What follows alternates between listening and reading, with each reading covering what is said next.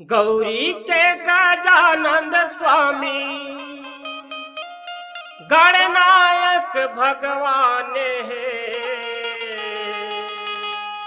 झोंक लेवो संतोष और के राके डंडा शरण प्रणाम है। डंडा शरण प्रणाम है। बोल गजानंद स्वामी की। गौरी के लाला हो शंकर दुलारा हो। गौरी के लाला हो शंकर दुलारा हो।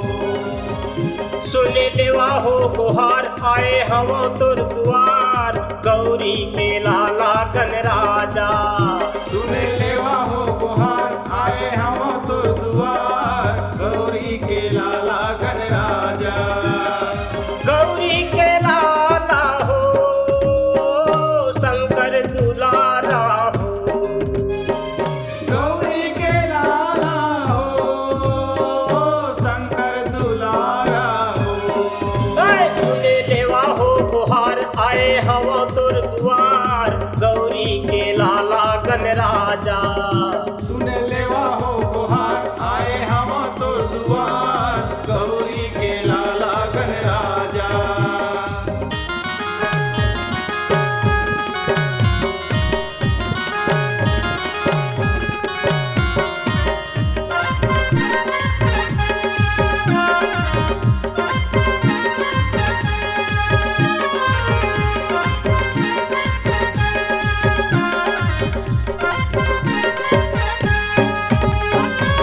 विघ्न हरैया सुख संपत्ति दाता। महूल थोरो को बुद्धि धराता। महूल थोर को बुद्धि धराता।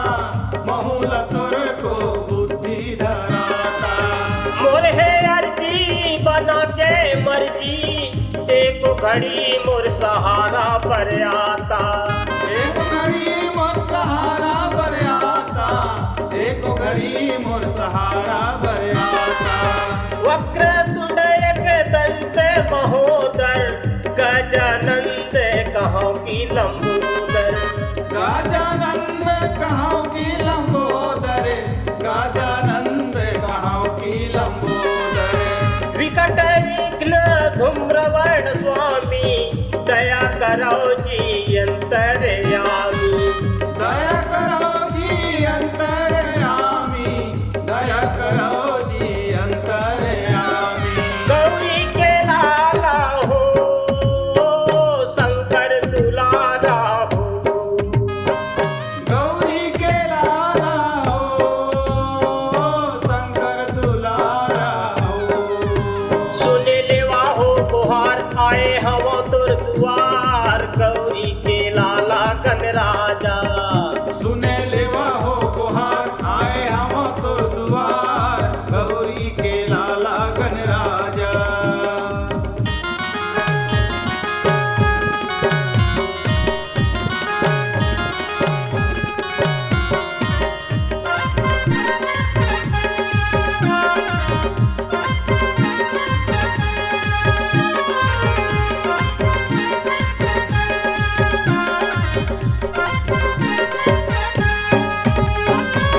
एक हाथ में सरग के देवतन के।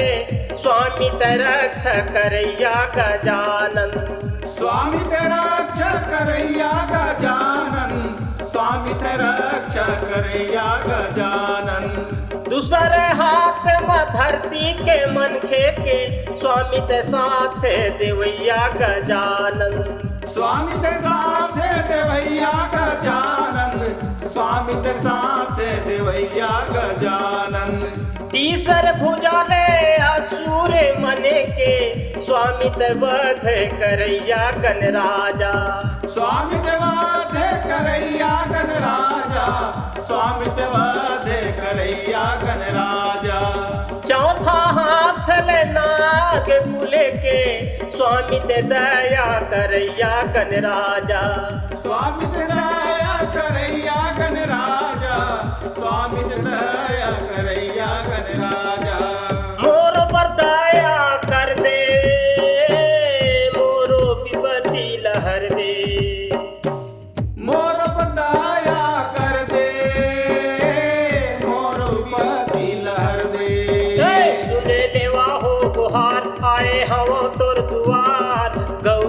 के लाला गण राजा।